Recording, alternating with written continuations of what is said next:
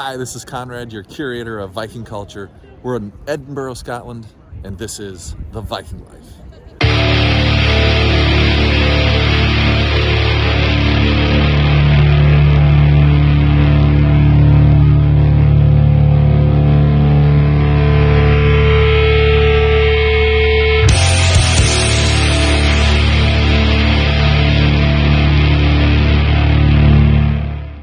Hi, and welcome to the Edinburgh episode. We went to Scotland hunting Vikings, looking for monuments, and uncovering artifacts so we could share them with you. So I hope you came for a good time because we had a great time bringing it to you. So sit back, grab your favorite beverage, and let's get going. Let's start with the Edinburgh Runestone. So the people of Sweden donated a runestone to the people of Scotland. And at the time, Scotland did not have a lot of Viking artifacts. This runestone was carved somewhere between 1010 and 1050 CE.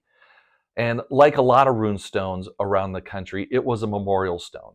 And Sweden has quite a few, hundreds of runestones. And they're mostly memorial stones. They're honoring a loved one who's passed, and they're usually brightly colored, and they're in high traffic areas.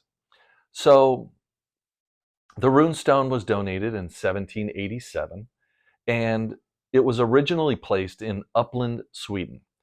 And when it was donated, they placed it near Edinburgh Castle, near Prince Street Gardens. And then as the city grew, they needed to move it, and they loaned it to Edinburgh University, and the university placed it at 50 Georgia Street. Now there's a large green space at the university, kind of a green quad, if you will, but the runestone is kind of tucked between two buildings. It's not hard to find, but it's not out where everybody can see it either. But it is very respectful. They did a nice job with it, and there's some information there. It's well worth the time to go see it. On the stone, you'll see some carvings. There is a snake, which is very typical of the runestone artwork. Usually it's an animal and it's intertwined, and a lot of times the head is biting a limb or a tail, and they'll carve the runes on the body of the animal. In this case, they have carved the runes, but the head isn't biting a tail. It's the head and the tail are actually collared and linked to the center cross. Now, during the time of the carving, Scandinavia had been Christianized, so this makes a lot of sense why there would be crosses on it. There's three actually, one in the center, one on the right shoulder, one on the right side of the runestone. Now, they believe the second and the third carvings came at a later date. Prior to that, there might have been references to Odin or Thor or Freya or Frigg in that genre. This is the only known runestone in Scotland today, and it was carved by Eric the Runemaster. Sounds like a Dungeons and Dragons title. And he was credited for 18 runes across the country. The inscription on the runestone says, "Ari raises this stone for Hjalmar, his father. May God help his spirit." So that's the message carved in younger Futhark runes around on the snake body, which is very traditional. So as you can see, this is a wonderful example of a runestone. We were so glad we had an opportunity to see it. It really moved me. I was excited to be in its presence, and I hope this has really motivated you to go see it as well. Today we're in Edinburgh, Scotland, and we're at the National Museum of Scotland. We're in front of the Lewis Chessman. The ivory, they believe, was from Greenland and made it through the Norse trade network, carved in the 12th century, so during the Viking Age, and then lost, and then rediscovered in the Lewis Islands, from which they're named, in the 1800s. And you can also see the famous berserker chewing on his sword, ready for battle. The other half of the chess collection resides in London, England. Now this is Viking. Just a little more about the Lewis Chessman. Here's a map of where Lewis Island is in proximity to Scotland. As a matter of fact, they are labeled as the most important chess pieces in history. There are several theories as to why, and I'll put a link in the comments section to the British Museum's theory. The Lewis chess pieces were probably carved in Scandinavia, Trondheim, Norway, they believe, and the ivory procured in Greenland. There are 93 pieces in the collection total. 82 of them are in the British Museum, 11 in the National Museum of Scotland. Here are a few close-ups of the chessmen from the National Museum of Scotland collection. The King and Queen. I just appreciate the craftsmanship and the effort it took to make these so detailed. The bishops. The intricate details. I can imagine only a king or wealthy individual could afford these. Warders, or rooks as we know them today.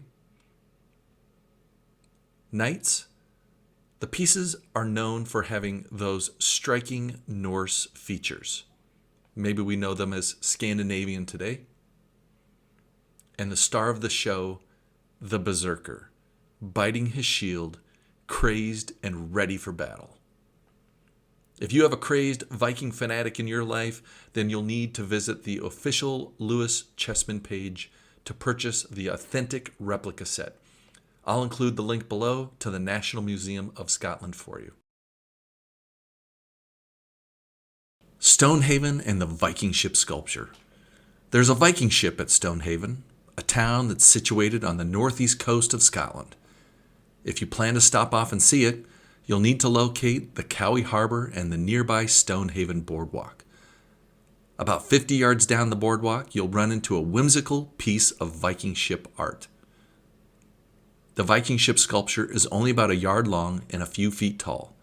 It's got a dragon prow and a serpent stern, a nice large square sail to catch the wind, and a full complement of characters to row the 10 oars or take up the 12 shields if battle is required.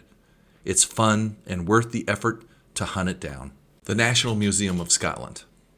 The Lewis chess pieces are in the National Museum of Scotland, but they have other Viking treasure hoards, artifacts, and graves on display in their exhibits. As the plaque states, Vikings, Scandinavian adventurers, came from Norway and Denmark in the late 8th century and ruled much of northwest Scotland for over 400 years.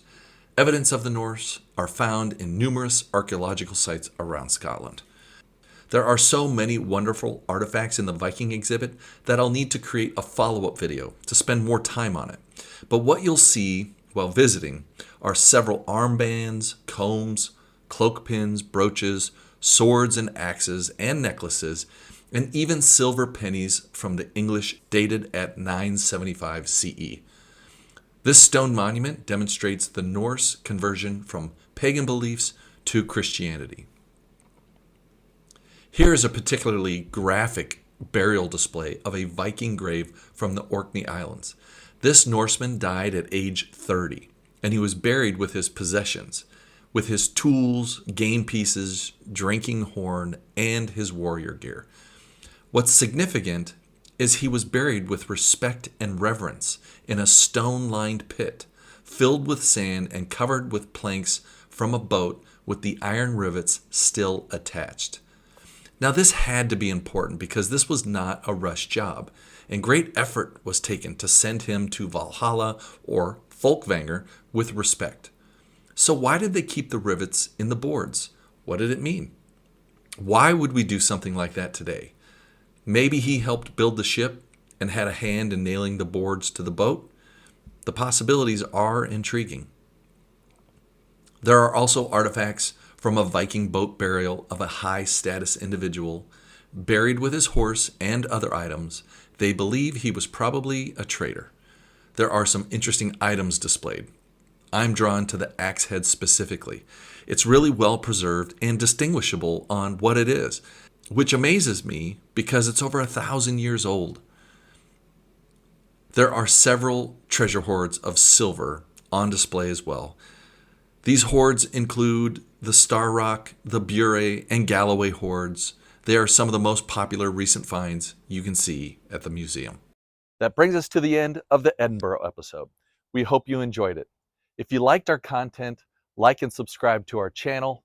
And until our next video, this is the Viking Life.